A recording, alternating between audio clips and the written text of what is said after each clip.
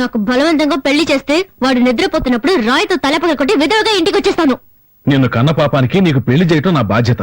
ఆ తర్వాత నువ్వు సుమంగలిగా వస్తే ఏంటి, విధవగా వస్తే ఏంటి, నిన్ను పోషించగల శక్తి ఆ దేవుడు నాకు ఇచ్చాడులే. నువ్వు ఎలా వచ్చినా చూసుకుంటాను. ఎందుకు నాన్న నన్ను ఇలా బలవంత పెడతావు? నువ్వెందుకు వద్దని మంటికేస్తున్నావు? నేను చదువుకోవాలి, నా కాళ్ళ మీద నేను నిలబడాలి. చదువుకో, బాగా చదువుకో. నిన్నెవరు వద్దన్నారు? నీకు పెళ్ళాక నీ భర్తతోనూ అత్తమామలతోనూ మాట్లాడి నేనే ఏర్పాటు చేస్తాను. ఇంకేం కావాలి? ఇప్పుడే పెళ్లి చేసుకోవడానికి మెంటల్ గా నేను ప్రిపేర్ అవ్వలేదు. ఇంకా 2 వారాల టైం ఉందిగా, ఈలోగా ప్రిపేర్ అవ్వచ్చులే. అయ్యో, నీకు అర్థమయ్యేట్టు ఎలా చెప్పాలో. నాకు బాగానే అర్థమైంది గానీ ముందు నీ ఫోటో ఇవ్వు, పెళ్లి కొడుకు పంపాలి. నేనేం ఇవ్వను. ఇవ్వకు, వాళ్ళనే బయలుదేరి ఇక్కడికి వచ్చి నిన్ను చూసుకోమంటాను. అమ్మా, మీ నాన్న మాట వినవే. నేను నీకు పెళ్లి చూసిన తర్వాతే కన్ను ముయ్యాలనుకుంటున్నాను. నాకొచ్చే కోపానికి రాయితో వాడి తల పగలగొట్టడానికి ముందు నీ తల పగలగొట్టేస్తాను ముసల్దానా. అలా చేయవే. నన్ను ఇలా బలవంత పెడితే తప్పకుండా రేపు మీరు బాధపడతారు. హ, బాధపడితే బాధపడ్డాంలే. మాకు పెళ్లి పనులు చాలా ఉన్నాయి. నీతో మాట్లాంటి. అమ్మా ఏంటిది నువ్వు రామా. ఇలా బెదిరించెళ్తుంది? ఎన్నెన్నో ఊళ్ళతో వస్తుంది. ఈ పెళ్ళంటే నాకు ఇష్టం లేదని ఎలా చెప్పాను నీతో?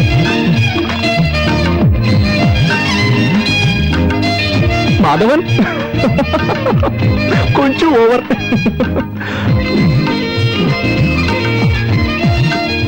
ఎప్పుడు ముంచుకొస్తుంది, ఇంకా రాదంటే పడుకుంటే పోయా.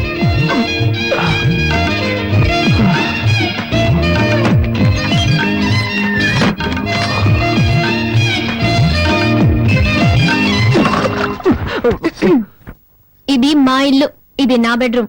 నేను నాది అని చెప్పలేదుగా.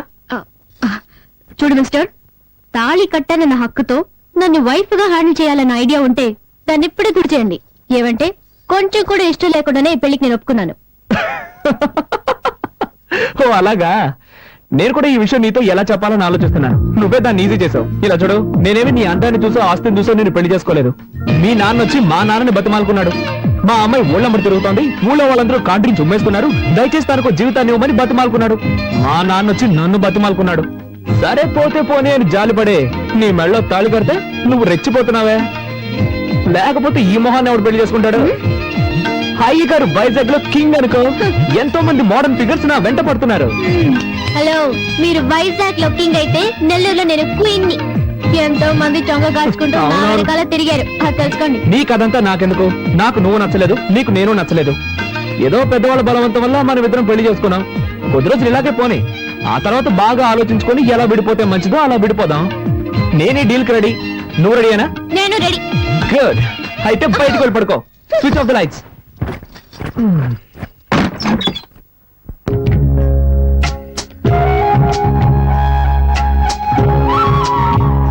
అమ్మని రమ్మనండి.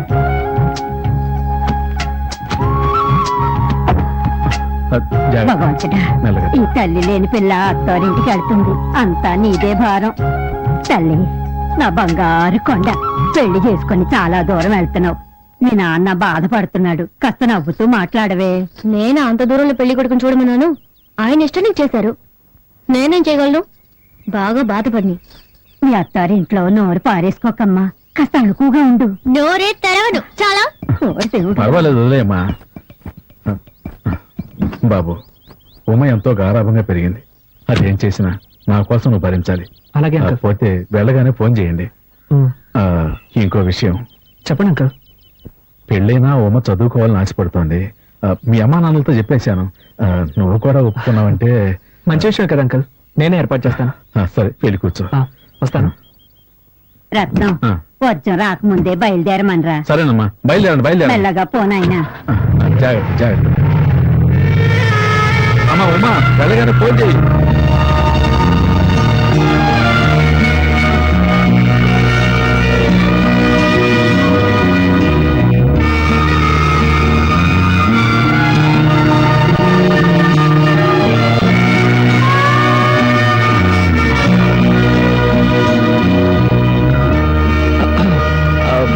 బండి వెనక తిప్పాను. అదే, నువ్వు ఇప్పుడే రావాలని బలవంతం ఇవ్వలేదు. నేను తీసుకెళ్లి ఇంట్లో డ్రాప్ చేస్తాను. నీకెప్పుడు వైజాగ్ రావాలనిపిస్తే అప్పుడు వస్తే చాలు. ఇలా చూడు, కాస్త మొరటగా చెప్పాలంటే నువ్వు ఇప్పుడు ఏడవడం నాకు చాలా చిరాగ్గా ఉంది. బండి వెనక తిప్పమన్నా. వద్దు, నేనే ఏడుపు ఆపేస్తాను. నాకు నీ ఫీలింగ్ అర్థమైంది. See what I meant to say is thanks, I understand. Okay. మామ నాకు ఒక అనుమానరా, అది ఎప్పుడో వచ్చేదే కదా. ఏంటి? అశోకుడు కొలంలో తవ్వించి చెట్లు ఎందుకు నాటాడు? సింపుల్ మ్యాటర్ రా. కొలంలో తవ్వించింది అందమైన అమ్మాయిలు అందులో స్నానాలు చేయడానికి, చెట్లు నాటింది మనలాంటి కుర్రాలు పైకెక్కి దొంగతనంగా వాళ్ళని చూడడానికి. అయ్యో, ఏం బ్రెయిన్ రా, ఇంత తెలివేలా వచ్చిందా? మా తాత దగ్గర నుంచి వచ్చింది. ఎలా హే? రే అడు చూడండి రా, కార్తీక్ గారు వస్తున్నాడు. ఏంటి మామ, భలే హుషారుగా ఉన్నారు. ఏ నువ్వు వస్తున్నావు కదా ట్రీట్ ఇస్తావని. ట్రీటా? అవును. ఎందుకు? పెళ్లికి ముందు బ్యాచెస్ పట్టి ఇవ్వలేదు, పెళ్లి అయ్యాకెలా ట్రీట్ ఇస్తావు అందుకే. ఏయ్, నాకు నిషాకి జరగబోయేది నిజమైన పెళ్లి. ఇది ఉత్తుత్తి పెళ్లి. రే ఏంట్రా నువ్వు అనేది? ఇలా చూడు, నా వైఫ్ నలుపో ఎరుపో నేను అసలు సరిగ్గా గమనించనే లేదు. ఇంకెలా రమ్మిగుతావని నువ్వు ఒకడవి. అంటే మీరు చిన్న చిన్న టచింగ్స్ కూడా చేసుకోలేదా? ఒట్టు మావా, అలాంటివేమీ లేవు. అయితే మాకు ట్రీట్ ఇవ్వవా? ట్రీట్ ఇస్తాన్రా, కానీ నాకు జరిగిన బొమ్మల పెళ్లి కోసం కాదు. నాకు అసలు పెళ్లే జరగలేదన్న ఇమేజ్ ని మెయింటైన్ చేయడం కోసం. నాకు పెళ్ళైందన్న విషయం మన సెట్కు మాత్రమే తెలుసు. ఎవడి వల్లైనా ఈ విషయం బయటికి తెలిసిందనుకో, చెమడాలు ఒలిచేస్తాను. ఇంకో ముఖ్యమైన విషయం, నేను ఎప్పట్లాగే నిషానే ఫాలో చేయబోతున్నాను. నా మ్యారేజ్ ని గుర్తు చేసి నా ప్రయత్నాలను అడ్డుకోవాలని ఎవరు ట్రై చేయకూడదు, సరేనా? సరేరా. ఓకే, అయితే అందరూ రండి, ట్రీట్ ఇస్తా.